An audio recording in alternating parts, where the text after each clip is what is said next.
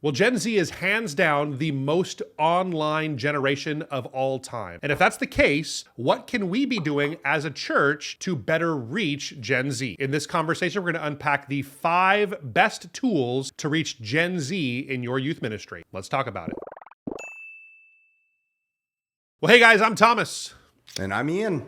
And today we are talking about engaging Gen Z, specifically the younger side of Gen Z, and talking about some digital tools that we love, that we think are really great for reaching the next generation. So it should be a good conversation today, Ian. Yeah, it should be. Yeah, that's what every church wants to do. That's a big challenge for a ton of churches that come our way that I consult with every day is it's a question, how do we reach the next generation, more effectively? And if we don't, then our churches will die. Yeah. and we hate to say that and use that word, but it's just a sad and true reality. If you don't do all or a great deal of what loving hands can do to reach the next generation, then you're going to be missing out. Yes, I know that generation talk is mostly it's not really there's not hard and fast things that happen between the 1 year transition from generation to generation. So this is a broad term, but I think it's important for us to think about who we're talking about when we talk about Gen Z.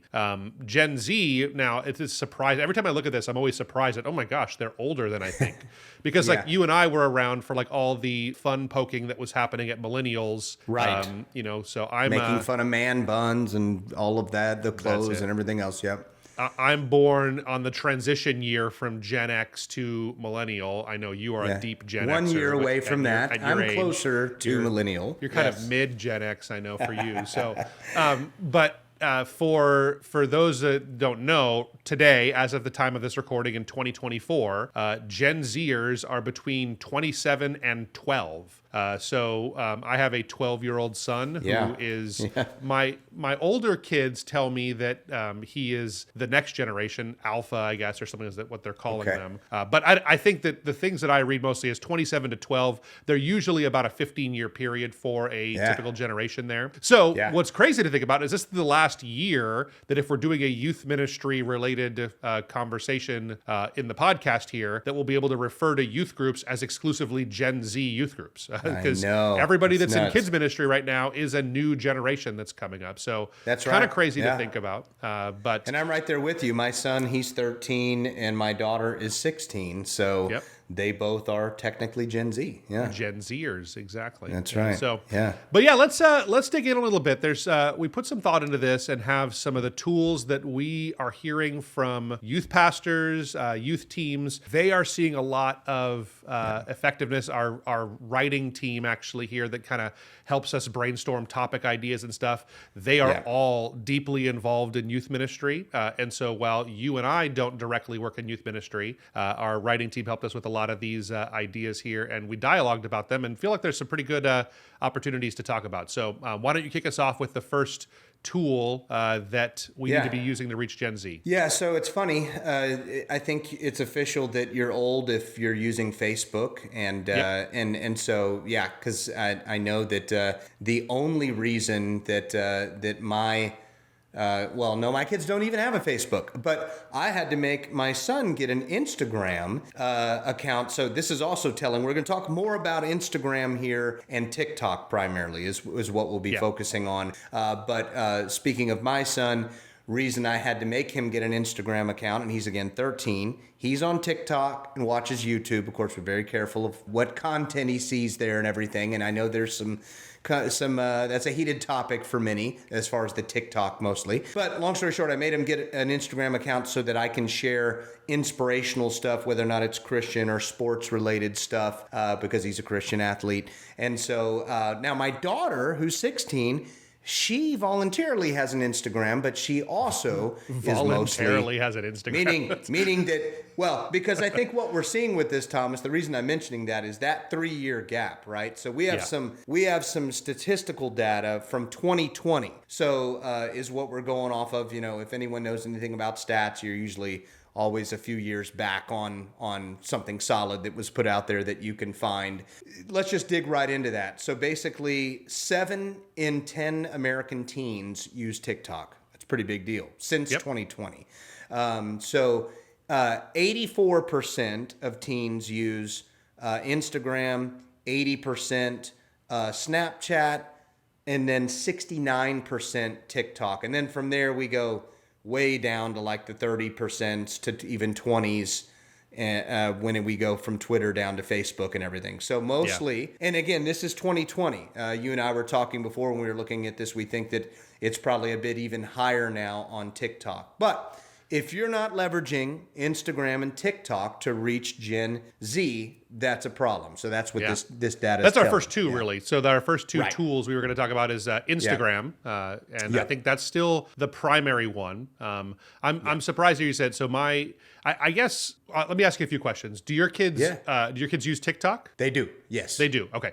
So we have my two older kids, so one's an adult, I guess. So my daughter's 19, my son is 17. They're both using TikTok. We don't let our 12-year-old use TikTok just because we think that that's too young. But we think that's something that is, maybe in the cards in the future, I suppose. When he's 13, because you're making me feel bad now. We'll have to have a come to Jesus talk after this. Well, maybe we just talk about you and your parenting later. I'm kidding. We'll discuss more about that. But anyway, so I think that there is and we're kind of getting both number one and number two. Right, we are. They're both digital tools here together, and they're in the same vein, and really you're going to use a lot of similar methods for both of them. Yeah, I think that there was kind of some aversion to these things here, like to kind of using social media in those realms. I think that's mostly past us. Most youth pastors live on social media as well. And so it's if you're under, 35 years old, you're a digital native, you probably grew up with Instagram and at least Facebook and those kinds of things. So yeah, I think it's really kind of an obvious two channels to be focusing on. If I was leading a youth ministry today, it would be those two channels. Yeah. I would still lean heavier on Instagram because they're stories. And I think just the way the algorithm works on Instagram is a little bit more friendly towards relationship and creators that you know. So I think as a youth pastor, connecting with your kids on Instagram, you'll be more likely to see local content and they'll see you more likely than on TikTok. It's, I think, a little bit more entertainment based. They're going to be more likely to see other kinds of content and maybe not content that's, that is people that they have relationship with or people that they follow. So in our experience on that. So, so I think just a little bit like funny story. My son, to what you were saying before about kids don't have Facebook, that is totally true. My son, my 17-year-old does because it's still the best place for selling and buying stuff on Facebook Marketplace. That's so right. I think that's like they were so smart in Facebook to kind of create some of that functionality. I also see, I'm not really so much with youth ministry, but I see a lot of potential there with groups on Facebook. So if you're part of a Facebook group that has the same interests or affinities of some kind. So I'm a part of groups for church communicators, Christian business owners, those kind of things. It's always inspirational for me. But I think for young people, I think the focus is really on those two channels, Instagram and TikTok, and really putting yourself out there, getting better at creating content. Listen, we know that this is a lot of work. Here right now, we're in the middle, you and I, Ian, of making content. And before we film this episode, we, well, maybe you could tell everybody what we do at the beginning of an episode to kind of get ready for TikTok and some of those kinds of things. You can share with our audience what we do there. Well, a lot of talking, a lot of editing, a lot of a lot of questions. I say editing. The editing comes later. I shouldn't have said that. Yeah. But no, we have intros that we record. We do. Those intros specifically is what I was getting at. It's just something that before every episode, we know that a lot of this content is going to get repurposed into reels and TikTok videos and YouTube shorts and those things. So we record some hooks to go along with this, kind of guessing some of the things we're going to be talking about later that we'll be able to repurpose this content with. I really recommend for youth guys, let's say you record your youth services, you have a camera in the back, and maybe you want to repurpose some of that content. Making sure you have a strong hook to go with it. I don't know, like we did hooks about this topic already. So we would look at the camera and say something like, if you're not using Instagram, you're missing a huge opportunity to Right. reach Gen Z. We do Correct. something like that with like an upbeat style and everything. And just so doing some of those kinds of things and really thinking about your strategy in these two areas, I think it's really important. So last thing I'll say with it is it's a way to evangelize too. Often it's you think of all the negative stuff when it comes to TikTok and all of that, and we're not going to go into that in this episode or anything like that, but use it as a form to reach the next generation with the gospel, and you can get creative. And the good news is the content on both of these channels, particularly TikTok compared to Instagram, very short. It's not something and it could be done easily from a smartphone. So, and we'll be putting content out even on ideas for stuff later. So, cool.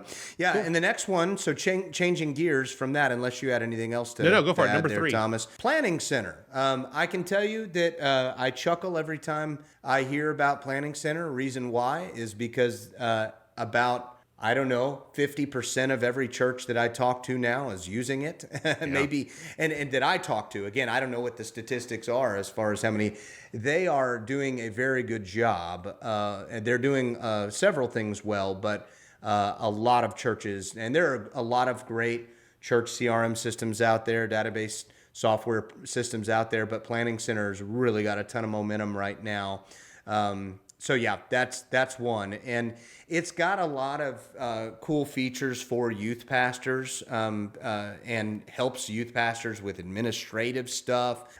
There's tracking, a lot of different stuff. So, but it really does kind of help with responses. There's a lot of neat, we're not going to dig in and do a whole teaching or of how it works, but it is definitely something that's the Gen Z preferred probably platform for Gen Z. Yeah. So this is funny. Our Gen Z team here at REACHRIGHT, talking about how they're reaching Gen Z in their youth ministry, brought up Planning Center. And I pushed back. I kind of thought about this a little bit, like, man, like why, guy? Like, it seems like that's the most boring thing you can think of. I think there's a few reasons. I think just as leaders, it will help you to just be more consistent. And, one of our values here at REACHRIGHT is that results count. And so we are always talking about measurement, and every one of these people that's going to youth ministry, they have souls, and counting them is important and measuring that stuff. So that's part of it. But I think that there's a unique desire that I think Gen Z has where part of what gives them fulfillment is serving other people and getting involved with acts of service. And so they really felt like the team here was thinking that Planning Center was a great tool that they use to help engage more of their young people with acts of service, with getting involved in other areas of the church or community outreach type events. And so, if you're leading a youth ministry and your church is using Planning Center, or really, I think any church management software you might be using out there, but Planning Center is probably the most common one now. And just doubling down on that, and don't assume that just because they're not adults that they don't want to be involved in kind of the overall momentum of things on the church. And so Planning Center is something that we use for our youth ministry at our church, I know, and it's something that's really been helpful. So good stuff. That's good. Yep. Next one you got. I like this one. Yeah, the next one I love, and I think this is probably the one that is the fewest churches are using, but it's using Spotify to engage Gen Z. Lots of ways that you can do these kinds of things. I think the obvious ones and ones that I've seen have a lot of effectiveness is building playlists on Spotify for songs that maybe you guys sing in your youth ministry time. If you guys have like a full youth service and you guys have worship and those things, building a playlist from there of songs to help people kind of stay connected. I know that every time my kids come back from camp, it's so weird. Like, they'll go like not wanting to listen to any worship music or anything like that, and they'll come back like and get in the car and say, hey, can we put on some worship music? Because they're so inspired by some of these things. So building playlists to help your young people kind of stay engaged with this kind of content, I think is really awesome. And then there's just something for it. Like when kids don't know a song at church versus when they do know a song and they're belting it out during a worship time. I mean, it's just so life-giving to see kids openly singing And there's just a lot of passion that goes with that. So I don't know. I've seen a lot of results there with Spotify, and kind of inviting people into that conversation and having them be on your list is really a good thing. Yeah, and again, it's something they're already using. So let's just end with that. So you're meeting them where they're at. So next one, another cool one, the Bible app. I think I've used the Bible app for years. I actually use it every morning. Though I will read through books of the Bible in my personal devotion, one of the things I love about it, and I think this is something that I know also Gen Z loves, and there's data out there that they use this, is there's a verse of the day, but not only, so the Bible app has always had that, but they have built upon that now to where it comes with a key speaker that actually breaks down the verse of the day with a brief video. And again, we know already Gen Z is looking at brief videos all day long on social media, like we've already talked about. So, and I think it really helps it's such a visual generation, even more visual than our generation and millennials. And so you're engaging them with, they can more easily probably dig into the discipleship they need because it's meeting them with media. There's even guided prayer features in it. And there's also brief worship segments after a devotion. It's pretty cool. Like I did a devotion the other day, had the verse, someone spoke on it, and then actually a couple of worship leaders from a key church did a brief little worship song at the end, and then it goes into guided prayer.